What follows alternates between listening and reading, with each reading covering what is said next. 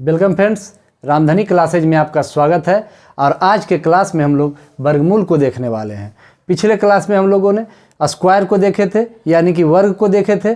आज हम लोग स्क्वायर रूट को देखेंगे। इसमें हम लोग सबसे पहले 1 से 10 तक के जो है वर्ग को याद रखेंगे। जैसे कि 1 का स्क्वायर कितना होता है 1, 2 का स्क्वायर 4, 3 का स्क्वायर 9, 4 का स्क्वायर 16, 5 का स्क्वायर 25, 6 का स्क्वायर 36, 7 का स्क्वायर 49 और 8 का स्क्वायर 64 और 9 का स्क्वायर 81 और 10 का स्क्वायर 100। अगर इतने आपको अगर मुंह पे है तो समझ लीजिए कि हमारा वर्गमूल एकदम ट्रिक विधि से और तुरंत 5 से 7 सेकंड में बन जाएगा।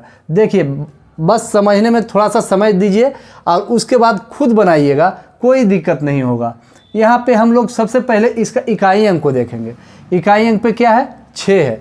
अब इस टेबल में देखेंगे कि किसके इकाई अंक पे 6 है, तो इसमें देखेंगे इकाई अंक पे 6 है। और कहाँ पे इकाई अंक पे 6 है, तो यहाँ पे 36 पे, यानी कि या तो 4 होगा या तो 6 होगा। ये एक बात का क्लियर हो जाइए कि या तो 4 होगा या तो 6 होगा।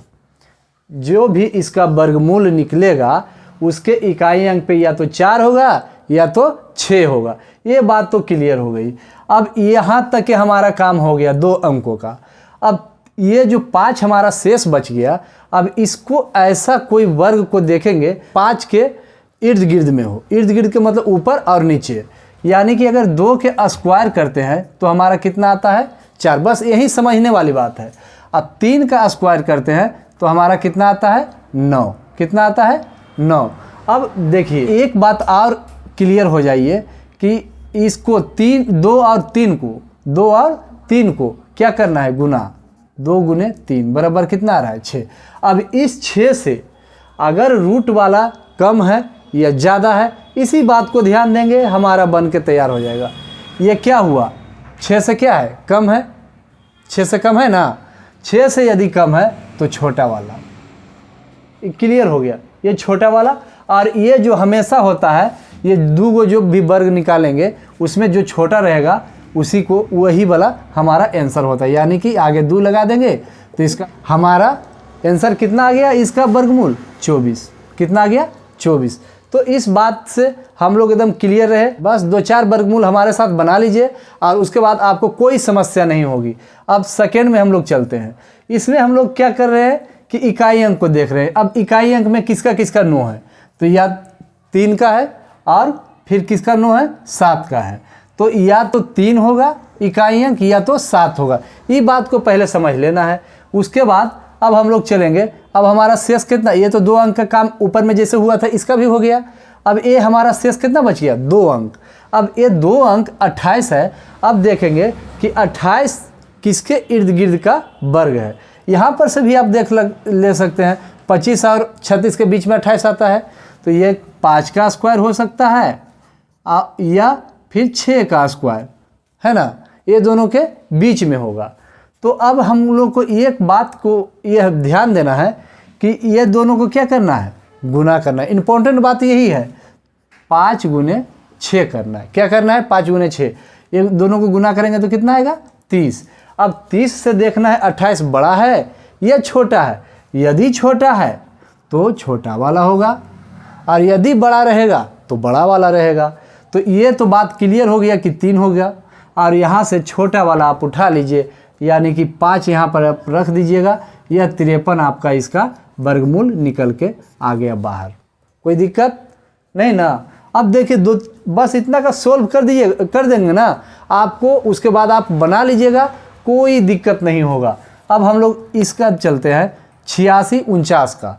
इसका इकाई अंक पे कितना है, इसका भी 9 है। यानी कि 9 जिसका भी इकाई अंक पे है 7 का और 3 का, तो या तो 7 होगा या तो 3 होगा। ये बात को आप भी जान गए, ये बात से एकदम परिपूर्ण हो गए। अब देखिए, अब ये हमारा 2 अंक बच गया। अब 86 किसके किसके बीच में है, तो 86 9 और 10 के बीच में है ना। तो या 9 के स्क्वायर और 10 के स्क्वायर के बीच में है। तो ये दोनों को क्या करना है हमको गुना करना है। तो यहाँ पर 9 गुने 10 करेंगे तो कितना आएगा 90। अब 90 से क्या है ये छोटा है। छोटा है तो कौन सा होगा छोटा वाला होगा ना, छोटा वाला होगा ना। तो ये हमारा 3 तो क्लियर हो गया। और हम क्या बोले थे, इसमें जो ऊपर वाला जो सबसे छोटा रहेगा जिसका वर्ग, वो हमारा यानी कि 93 इसका आंसर हो गया। इसका इकाई अंक को देखना, इकाई अंक पे क्या है 1। अब 1 किसके किसके इकाई अंक पे है, तो 1 के और 9 के, ये बात क्लियर है। या तो इसके इकाई अंक पे 1 आएगा या फिर 9 आएगा, ये बात से क्लियर यदि आप हो गए। उसके बाद अब हमको देखना है 285 किस किस वर्ग के बीच में आता है। 16 का स्क्वायर कितना आएगा, 16 का स्क्वायर आ जाएगा आपको 256, कितना आएगा 256। और 17 का स्क्वायर आएगा 289 आएगा। 16 का 256 और 17 का 289। अब हम लोग इस बात से क्लियर हो गए कि ये दोनों के बीच में ही आएगा, ठीक है। अब 16 और 17 को गुना करेंगे, 16 गुने 17 करेंगे, 36 सत्ते 42 के 2, बाकी 4, 7 4 11 और 16 2 7 2, यानी कि 200 क्या रहा है 72। अब 272 से क्या है, ज़्यादा है, ज़्यादा है तो कौन सा होगा, बड़ा वाला।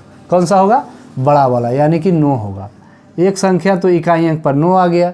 और ये क्या बोले थे कि छोटा वाला आप लिख दीजिएगा 16, यानी कि 169। इतना का वर्गमूल क्या है, वो 169 है। ये तो बात क्लियर हो गया।